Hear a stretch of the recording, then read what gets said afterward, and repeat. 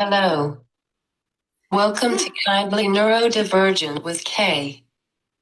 This show is to spend quality time with each other, kindly discussing the similarities and wide range of differences we experience. The experiences we discuss on this show are for educational purposes only. Please do not substitute for professional medical advice, diagnosis, or treatment. Before we begin, I respectfully request that if you witness any pauses during this show, please continue watching.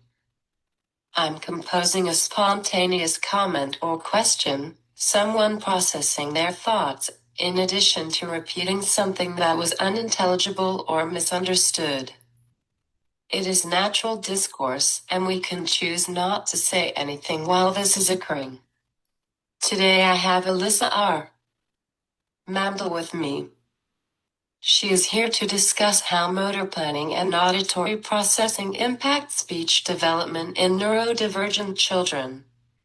Elissa R. Mandel is a renowned speech-language pathologist and clinical autism specialist with over 30 years of experience helping non-speaking autistic and developmentally delayed children find their voices and achieve independence.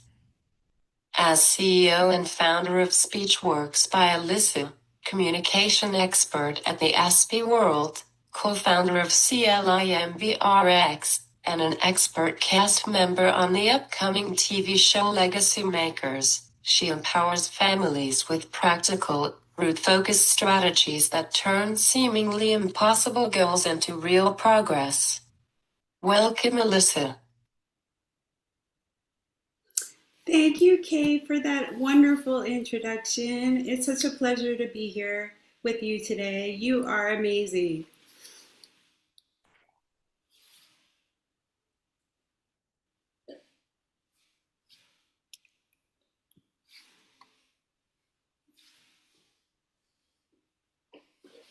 Right back at you.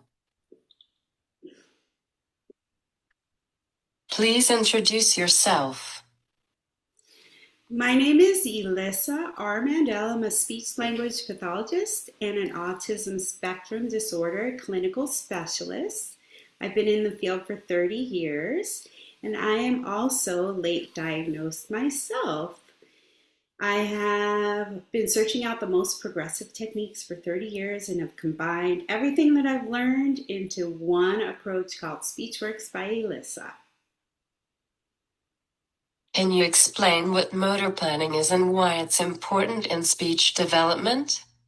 I sure can. Motor planning is my specialty, not only for professionally, but personally as well. I have had the challenge of motor planning my entire life.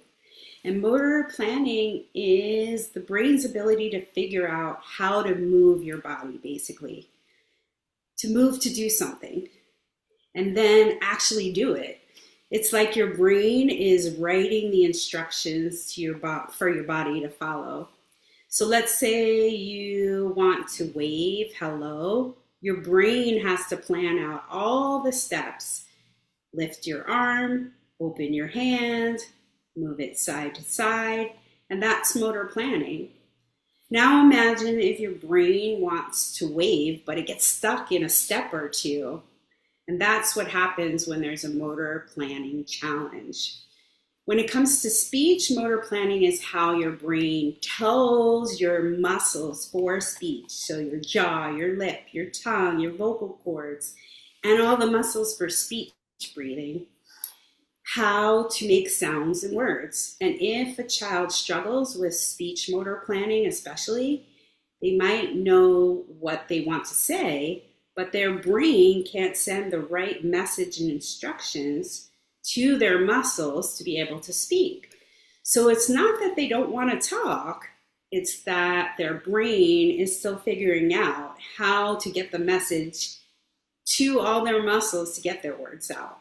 Mm-hmm. But with the right support and practice, we can help that system get stronger and stronger. Motor planning is what my disability affects. Yes, I would love to help you. How do motor planning difficulties manifest in children with neurodivergence, especially in relation to speech and communication? That is a great question. Well, typical children, they hear their mom say ball, their mom is throwing a ball, and based on what they heard, they manipulate all the muscles for speech based on auditory feedback. For kids on the spectrum, they have more different learning styles. So they can't just learn how to move their muscles based on what they heard. They need physical prompting, tactile prompting, verbal prompting, any prompting that's going to allow them to learn in their unique style. And so it's important that parents learn about different prompts out there to give them the prompts that they need that they can learn from.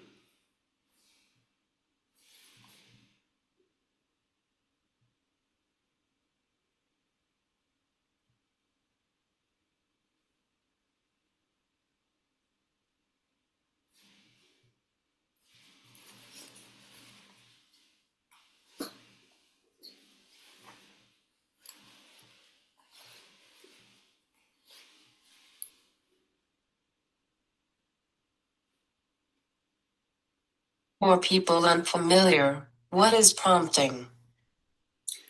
Prompting, there's all different prompts. I can talk about this for hours. So, like tactile kinesthetic prompts, you can touch and move. So, for example, if you say ah, you can move the child's chin down, ah, to help them move with the jaw. But it really depends on what muscle they're having the most difficulty with. With a lot of my clients, they have difficulty with moving all those muscles. So there are so many prompts out there, so many tools. There are for coordinating muscles for speech breathing. There are a group of horns, and each horn gets harder and harder to blow. So it's like going to the gym and increasing weights over time. And it's a fun activity that parents can do with their kids at home. There's so many different tools and techniques and auditory prompts. There's a headset called Forebrain, and that is a bone conduction headphone that actually stimulates the bone. When we hear, we can hear through our nerves and we can hear through our bones. So this stimulates and allows children to increase their auditory channel to be able to learn through auditory feedback like their typical peers do. I can give you a list of millions of different progressive tools out there. Very interesting. Mm-hmm.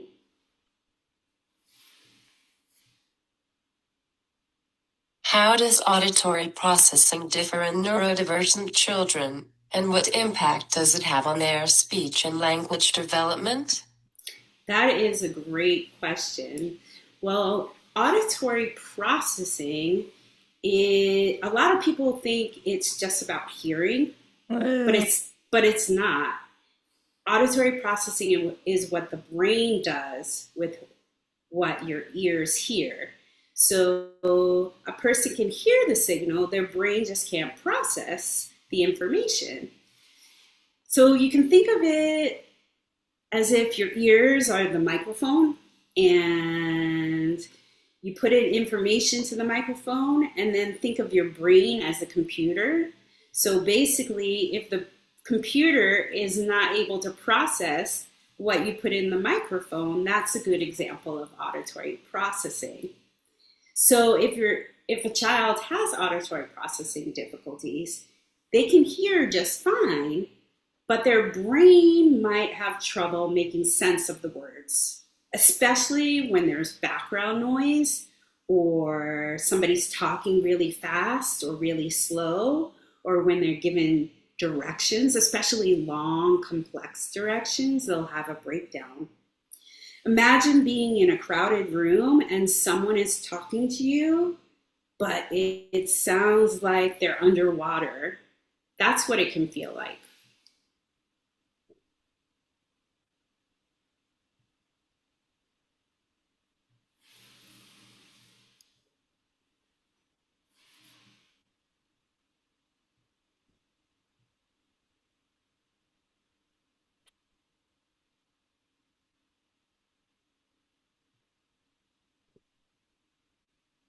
How do you know that difference between motor planning and auditory processing?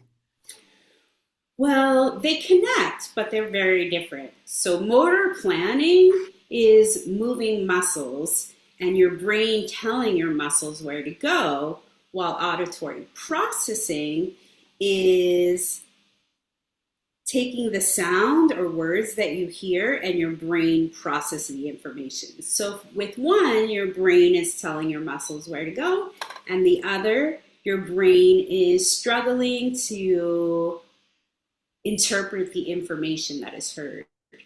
Does that answer your question?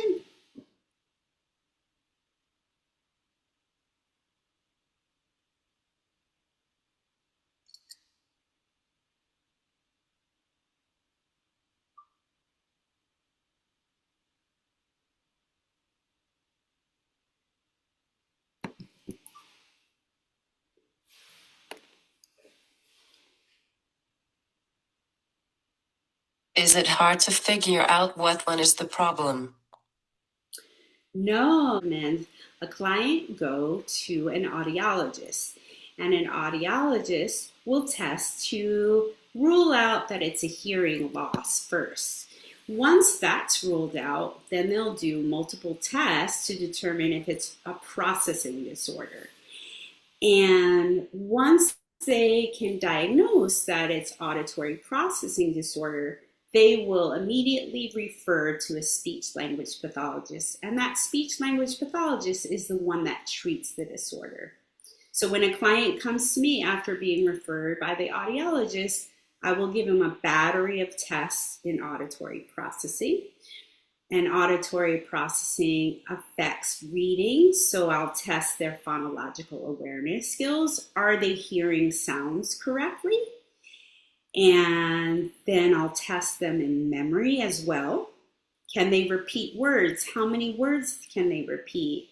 Can they repeat numbers? Can they repeat them backwards? Can they repeat sentences?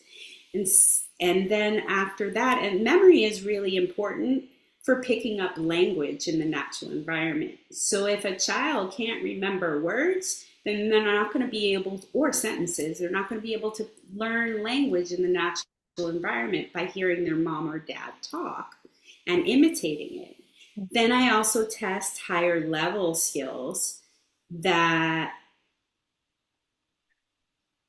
focus on higher level thinking, like answering questions or problem solving or being able to read and understand. So their reading comprehension. Also, there are tests where I can test to see how they're processing information based on if they can do it within background noise, what if they can process information when somebody is talking fast, when somebody is talking slow. I can test to see what frequency they're hearing better. Different sounds are at different frequencies. So like the S sound is a high frequency sound and the B sound is a low frequency sound. So if a child is only able to process low frequency sounds, sometimes when you're talking to them, they'll mishear the S in words and it may be a B. So they'll think they heard a word, but they changed one letter in the word. So the whole meaning of the sentence changes. Do you experience motor planning and auditory processing issues? You mean personally? Yes, I do. I Definitely have had motor planning disorder my entire life. I grew up a late talker. I didn't know why. And so it was always difficult for me to coordinate my muscles for speech, but I was able to do it. Even though I'm talking to you today, my verbal skills I have to struggle with and work on. So just to interview with you, just like you need accommodations, I need accommodations too. I have to practice over and over my verbal skills to be able to talk and plan what I'm going to say. I also have processing difficulties. So, and they've improved since I've searched out the most progressive techniques and used them on myself. I'm able to process things a little bit better. But you can see that sometimes I stutter or sometimes I'll say and that's an accommodation I use to give me more time to process the information in the brain. But both of them combined, there are some situations like learning how to drive a car. I totaled the driver's ed car the first day. So it took me much longer than my peers to learn how to drive and manipulate my hands and feet and coordinate them. How old were you as a late talker? I was about 4, and because that's a weakness, there's something called selective mutism. So I both have motor planning, which the speech diagnosis is called apraxia, and I am selectively mute. I still to this day am selectively mute. So when my peers are talking about a special interest of mine, I love music, I love social media marketing, I love anything neurodivergency. And so if somebody is talking to me about that, I can have a long conversation and not stop talking. But if my peers are talking about a topic I'm not familiar with, I shut down. I don't know how to react. I don't know what to talk about, and I become selectively mute.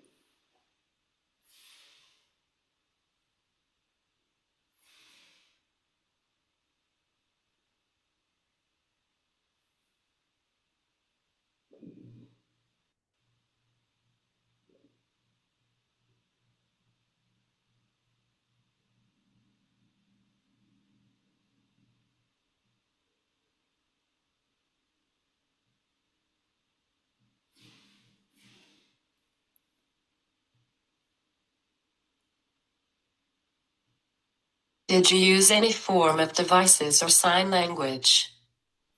Do I use it or do my clients use it?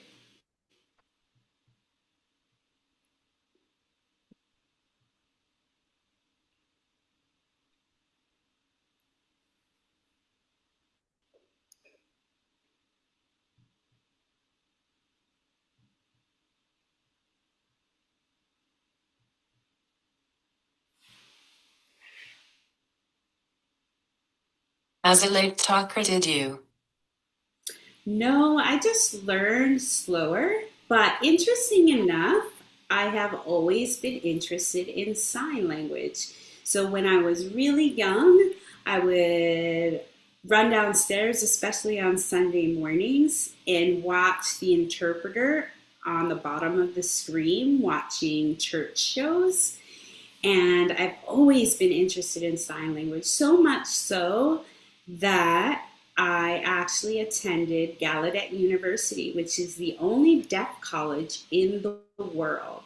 And for the undergraduate department, they only allow students who are deaf, but the graduate school program allowed hearing people that wanted to learn more about oral rehabilitation and sign language. So in that community, I was not allowed to talk. I could only use sign language. I could talk. Yeah, it was really interesting, and I did so well. I could communicate better in sign than I could vocally. And That experience not only helped me to communicate better with my peers, but it also enabled me to learn how to read facial expressions for social situations. How was your experience with speech therapy for motor planning and auditory processing? You want to know what I do with my clients? Did you receive speech therapy? No, I did not receive speech therapy. But yeah, like I said, I was self taught. And my family enrolled me in a lot of programs that worked on motor planning. And that's why I have such an interest in helping kids that have motor planning. So they enrolled me in dance classes, horseback riding, uh, gym classes to get me to coordinate my muscles. And that's what I do with my clients. So even if I just teach them gross motor and fine motor imitation, that stimulates the same part of the brain for oral motor stimulation. So it triggers them to be able to talk more. I have so many families where we haven't even gotten to speech programs and they're seeing progress with verbal production.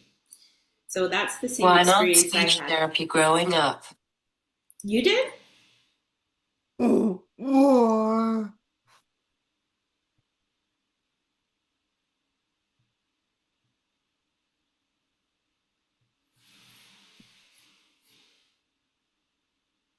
Why did you not speech therapy growing up?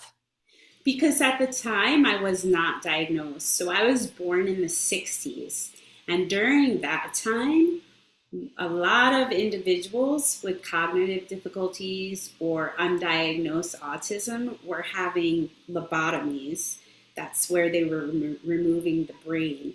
So my family pushed me to do things and reinforced me a lot.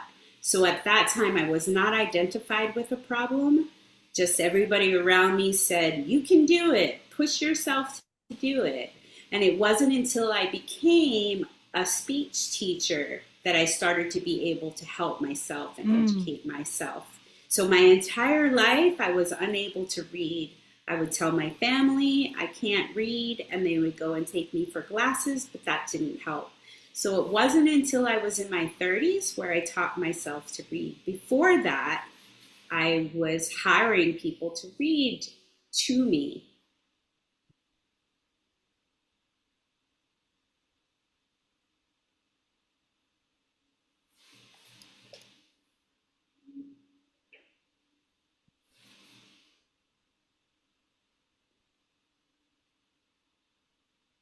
What do you tell people today as advice? Well, because I search out the most progressive techniques that nobody knows about, most of my clients, they have been told repeatedly from doctors, professional, neurologists, speech therapists, occupational therapists, that their child will never talk or thrive independently. And so I encourage all parents to seek out the most progressive techniques and have hope that they'll find the right person to help their family.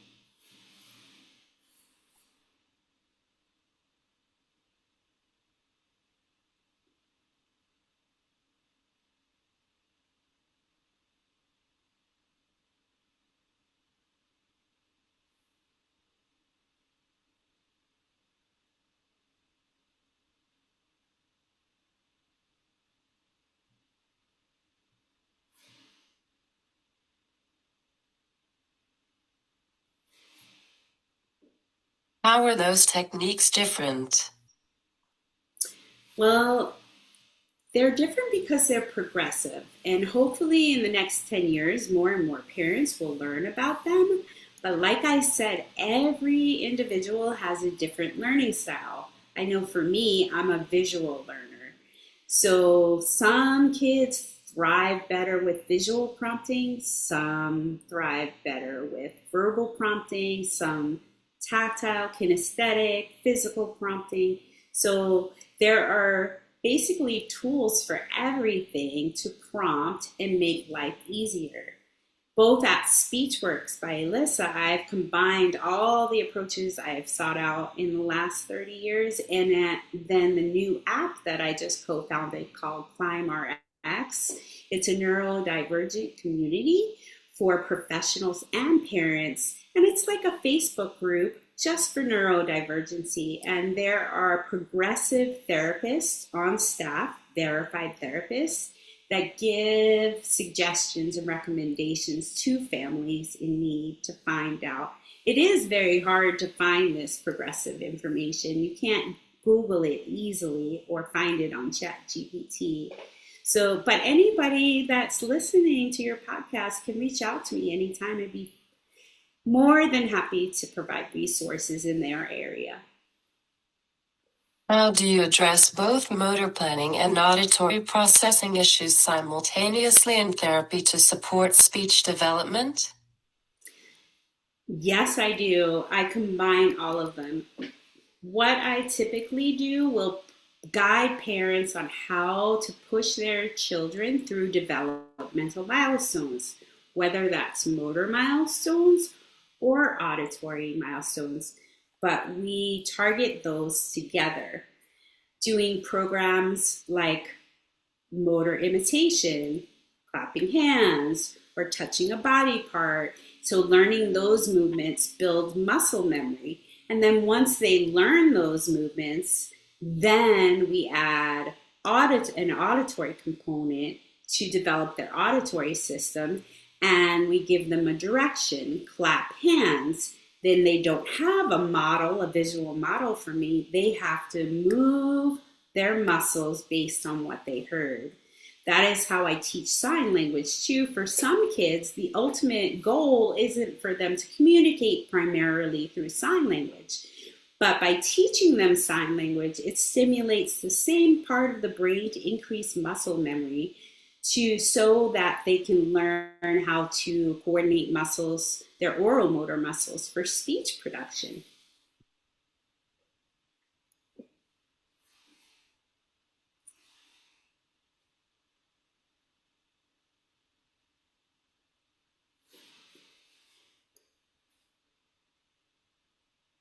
I fingerspell. That's awesome.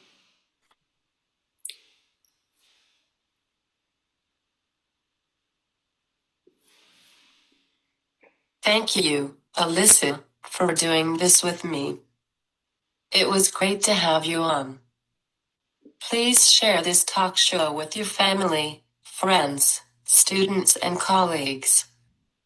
Everyone watching, don't forget to like, follow, subscribe, and share on Facebook, Instagram, and YouTube.